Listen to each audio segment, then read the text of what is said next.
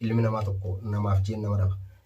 Warri akkaan Kadir Gallakkisuu na godhilleen ijoolluma artistoota tanum Yaman kana keessatti argamtuu fi manguddoo biraa dabalateeti.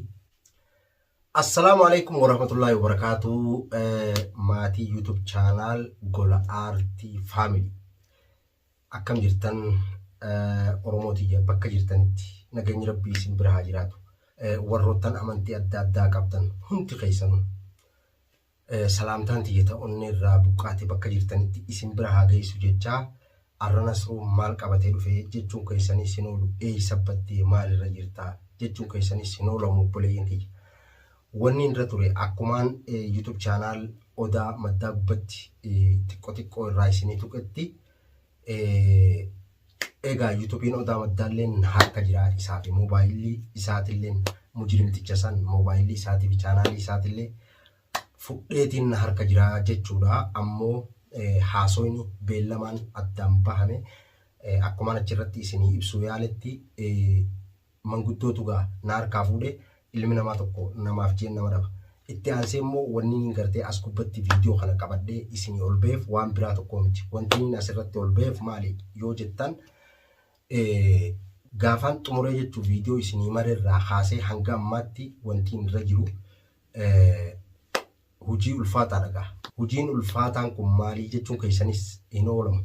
Hujiin ulfaataan tokko gaa kilipii sirbaa bifa bareedaadhaan hojjechuu danda'udha. Akkasumatti immoo Gola Artii Oromoo YouTube kiyya kaan isa guddaa hordoftoonni hundi irra na beeku irratti beeksisa kana dura yoo maxxansuullee baannee hojjechuullee baannee akka sirbootaa fi kilipiilee garaagaraa hojjechuu dandeenyu irra baay'een namoota ni beekanii. Akkasumatti immoo istiidiyoo haga tokko osoo dhibbarraa dhibbatti waan barbaannu arganne jechuu qofa osoo hin ta'in istiidiyoo Gola Artii Oromootti sirba kilipiidhaan hojjechuudhaaf jalqabamee jira. Ammoo gaa wanni isin jechuu barbaade guyyaan xumura viidiyoo isinii marerraa kaasee hanga har'aatti hojiin irra ture sirba kilipiidhaan hojjechaa ture. Sirba kilipii kanaas namoota aartii dandeettii haala yeroo ammaatii wajjin wal qabaturra dhaabbatanii bifa aartiitiin ergaa dabarsanii fi dhaamsa dabarsan artistoota keenya kana gaa kan gartee biyya Yaman kana keessatti akkuma kiyyatti rakkoo fi gadadoodhaas baadhachaatuma haala jireenyaa biyya tana keessa jiru kana danda'achaa jireenya kanaas danda'achaatuma warroottan bifa aartiitiin waa ibsachuu barbaadan hagartee deebi'anii immoo gara kiyya dhiyaatantu akkaan viidiyoolee isinii maruu hin dandeenyellee na godhe.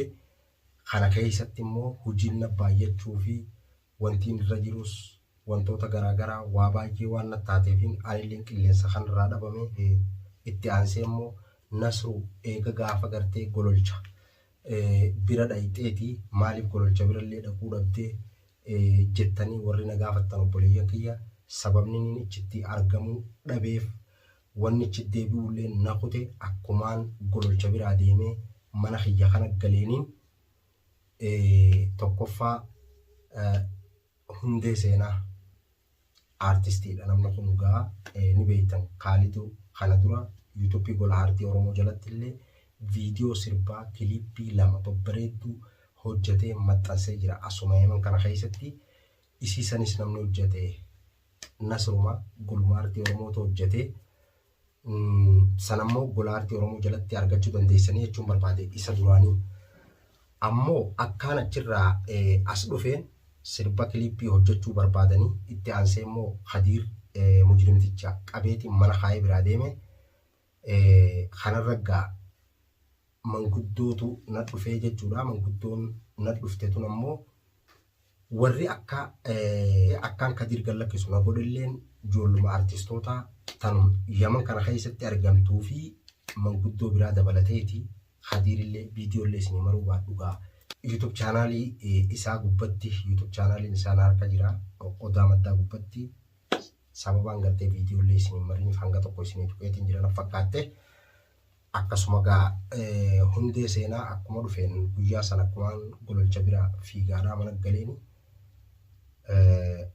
hundee seenaatis sirba hojjechuudhaaf ana barbaade akkasumatti immoo Alii ni beektanii duraanis saahiba kiyya ture isaanillee hedduu baay'ee tokko waliin mufannee turre baay'ee waliin mufannee turre kana gaa wanni irratti waliin mufannelleen kennaa fi ana jidduu gaafa manguddummaan haasawaa jalqabamtu san Alii taa'ii waan kanarraa obsii lakkii waan takkanii fudhatanii ati ilma dhiiraa tiyyeetiin karaddee dadhabe garuu eegas booda deemee tomagaa boodaanuu rakkoo seenee rakkoo san keessatti illee viidiyoonni maxxansillee argee nallee barbaade ammoo eega turree angololcha biraa as deebi'ee booda akkumaan mana dhufeeni innillee na bira dhufee naafi isa jidduullee akkasuma gaaman guddoon haasa'uudhaa gattee seenu iddoo haasa'onni ammoo viidiyoollee isinii barbaadu haasa'on tanaafi Alii jidduu dhumatte itti aansanii gaa waa'ee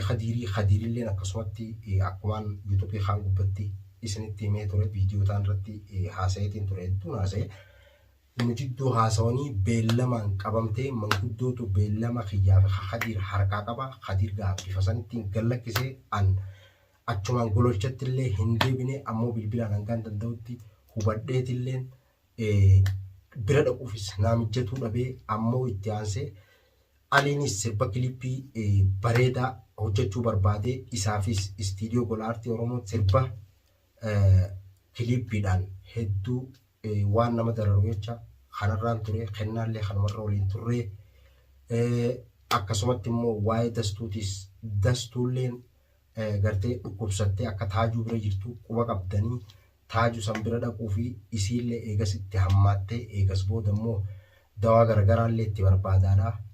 Alhamdulillah isiillee fayyitee bifa saniin gaabboleeyyan kiyya anillee mashquula tahee gara gartee gololchaatti deebuu dhabee ammoo sirbii hundee seenaa hojjechuuf na bira dhufee fi sirbi kilippiidhaan Aliinis hojjechuudhaaf akkasitti na biratti argame hojjetame irraa dhumate sirba san beeksisa isaa gara YouTube chaanaalii Gola Aartii Oromootiin isiniifin beeksisaa akkasuma gaa istiidiyoon Gola Aartii Oromoo guddoodha. Istiidiyoo Gola Aartii Oromootti warri artistoota biyya biraa jiranillee warroottan Suudii jiranillee sirboota garaagaraa ergatanii haga danda'anitti hojjechuu waan barbaadan san anis dandeettii hangaan qabuun cinaa dhaabbadheetumaan hojjechaa jira. Ammoo gaa hojiin nasruu maal akka fakkaattu yoo Rabbi jee arguuf jiraattanii obboleeyyan kiyya ammoo wanni gaa amma gartee asiin ol beef inshaallahu ta'ala wanni ol beef hojiin gaarra jiru isinitti ibsuu fi rakkoo keessa jiraadhee rakkoo keessa waan hin jiruuf waan hojiin mashquula na gooteef iddoo isin dhaqiyettan bakka akkasitti argamnettanillee itti argamuu dandeenye bakka isin itti na ajajjanii gara WhatsAppiin achi dhaqii nasruu abalu jettanii dubbattanillee WhatsAppii teessanillee isinii deebisaan jiru. Oromooti yagaa bakka jirtanitti nagaa Rabbi isinitti haa ta'u. Kana booda yoo Rabbi jee walitti deebinee jirra maalirra kan jiru gaa guyyaa guyyaan na hordofuu si dandeessanii ani sangaan danda'e viidiyoo isiniif maxxansaa isiniif maraa ammoo dilan akkatti isin raabatu hiyyaaf dhiifamaan isin gaafadhaa. Inshaallahu ta'ala ammoo gara sirboota hojjetameetti waliin dabarraa sirbi hungaa tokko yoo Rabbi jee haala yeroo ammaa laalchisee hojjetame gara YouTube channel hundee seenaatiin fuula dura argachuudhaaf teessanii akkasumatti immoo sirba Aliitiis sirba artist Alii Baashaatis akkasumatti beeksisa isaa gara YouTube channel Gola Aartii Oromootiin ni argattanii akkasumatti YouTube isaa jalatti illee gaafa gallakkifamu argachuu dandeessanii ammoo gaa istiidiyoon teenya kaameraas wantoota garaagaraa laaptooppii hin qabdu dandeettuma qabnuuni gartee warroottan Yaman keessaa rakkoo keessaas yoo jiraatan bifa aartiitiin hawaasaaf warra waa ibsuu barbaadu hanga dandeettiitti cinaa dhaabbadheetuma waan hin beekuun akka isaan hojjetan isaan taasisaa jira. Kanarratti gaa isinillee na jajjabeessaan na cinaa dhaabbadhaan jechuu barbaade itti aansee immoo rakkoo Yaman keessa jirtu kana Rabbi nurraa haa qabu obboleeyyan kiyya inshaallah fuuldurri keenya gammachuudhaan isin jechuu barbaade. Egaa obboleeyyan kiyya haasawallee isin dheeradde viidiyoo biraatiin hanga walitti deebinu nasruun keessan kunoo as bahee jira.